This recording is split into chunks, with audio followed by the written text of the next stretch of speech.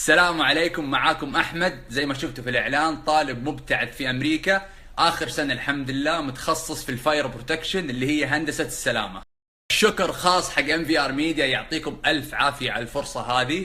مو متعود أكون رسمي وأتكلم برسمية، فبدخل في صلب الموضوع على طول. الموضوع اللي بتكلم فيه برضو زي ما شفتوا في الإعلان خاص حق أي شخص يفكر إنه يبتعث. إذا أنت مرة فكرت إنك تبتعث بس متلخبط وما تدري ايش تسوي وإيش الخطوات اللي لازم تتبعها عشان تطلع تبتعث وأنت مرتاح، فالله جابك، هذا الموضوع لك.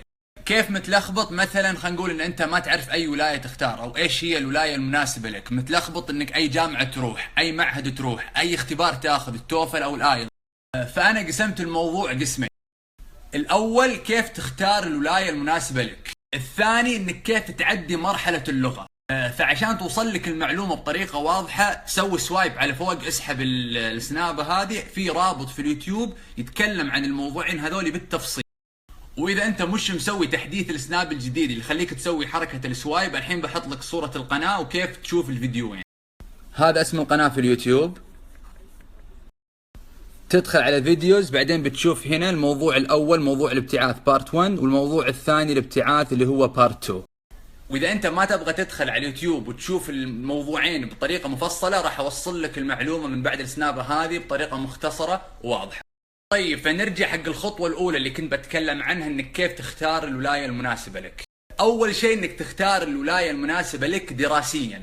كيف دراسيا؟ أول شيء لازم تعرف الجامعة اللي أنت رايحها، كم تبغى بالتوفل وكم تبغى في الآيلز، اعرف الدرجة المطلوبة اللي أنت لازم تجيبها عشان تدخل الجامعة. ثاني شيء اعرف سهولة أو صعوبة القبول عند الجامعة اللي أنت رايحها. كيف؟ عن طريق كتابة acceptance rate في جوجل، وبعدها تكتب اسم الجامعة. مثال، كتبت acceptance rate بعدين نورث كارولاينا ستيت يونيفرسيتي، نسبة القبول فيها 43.7%، هذه عام 2016. مثال ثاني، الاكسبتنس ريت حق هارفارد، شوفوا كم، 5.4%. شفتوا الاختلاف؟ فاوتوماتيكلي هنا تعرف انت ان اكيد هارفارد نسبة القبول فيها اصعب من NC ستيت، فالاحتياط بس اعرف كم هي نسبة القبول حق الجامعة اللي انت رايحها. ثالث نقطة، اعرف ان الجامعة اللي انت رايحها هل فيها معهد تبع الجامعة او لا.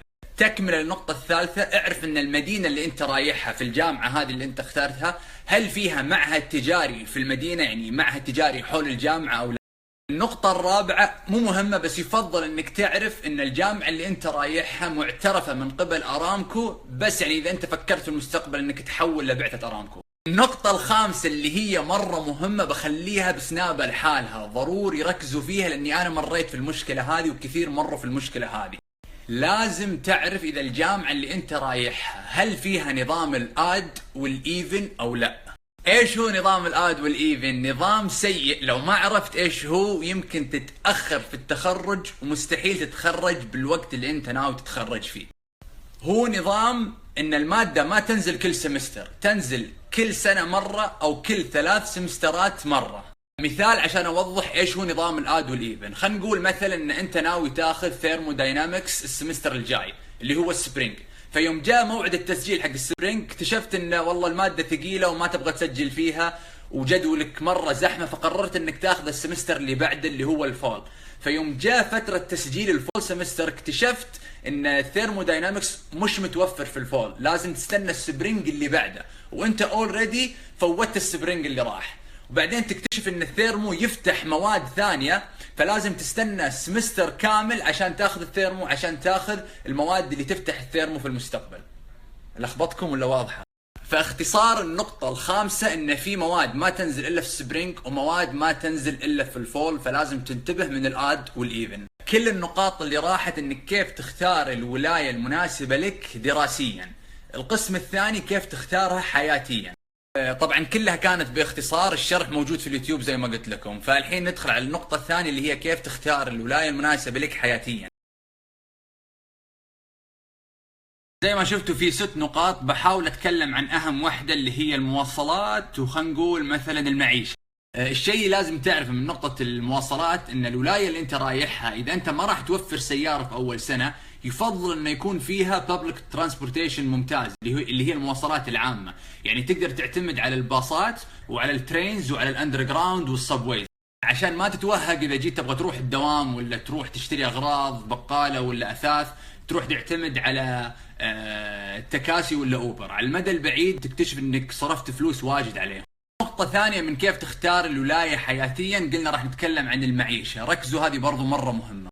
اول شيء اذا انت جاي مبتعث وراح تعتمد على الراتب فقط، او جاي على حسابك وراح تعتمد على مبلغ بسيط من الاهل بين ال1000 وال2000 $، يفضل انك تبتعد عن الولايات الغالية مثل بوسطن، واشنطن، نيويورك، كاليفورنيا، الولايات اللي الاجار فيها مرة غالي. بالنسبة للغلا من ناحية المجمعات والاسواق والبقالات بين الولايات ما تختلف كثير، فخل تركيزك فقط على الاجار وسعر الشقق. وبس اتوقع بس ان كل السنوات اللي راحت كانت تتكلم عن اختيار الولاية المناسبة لك دراسيا وحياتيا، وباختصار شديد كانت.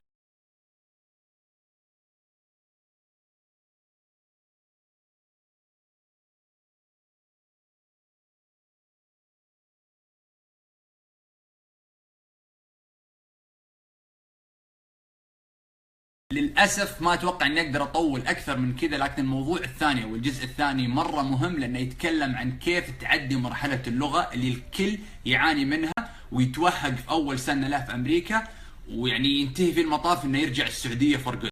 However, اختصار المقطع الثاني أنك تعرف أي هو المعهد المناسب لك، المعهد التجاري أو معهد تبع الجامعة.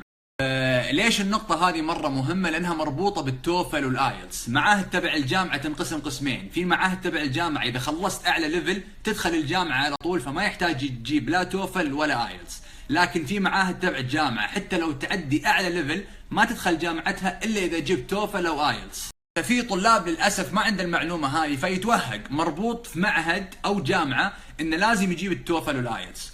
هو يعني قدراته اللغوية وإمكانياته ما تسمح له إنه يجيب التوفل والآيلتس، ما قدر يتقن اللغة بسنة أو سنة ونص. فليش تتعب نفسك في الجامعة هذه؟ حول على جامعة ثانية إنك تدخل معهدها وتدخل الجامعة بعدها على طول. وبرضو في طريقة ثالثة تخليك تضمن جامعة بدون توفل وآيلتس، أتوقع القليل يعرفونها، إنك تروح معهد تجاري اللي هو ELS وتعدي أعلى ليفل أو الليفل اللي قبله اللي هم ليفل 11 و12، ويفتحون لك جامعات معترفة من الملحقية. فإن شاء الله واحدة من الجامعات هذولي يكون تخصصك موجود فيها، ولو انفتحت لك أكثر من جامعة كيف تختار الولاية المناسبة لك، إنك تطبق الأشياء اللي شرحتها باختصار في السناب وموجودة برضو في المقطع في اليوتيوب. وبس اتوقع ان هذه النقاط اللي كنت ابغى اوصلها لكم باختصار، ما كنت ابغى اقطع عليك الكلام واخوفك من الابتعاث، وما كنت ابغى امط الكلام مع اني احس اني طولت، فكنت ابغى اكون بالانسد شوي. هذه هي نهاية تغطيتي، يعطيكم الف عافية MVR ميديا على الفرصة هذه، وشكرا ثاني مرة، وتصبحون على خير.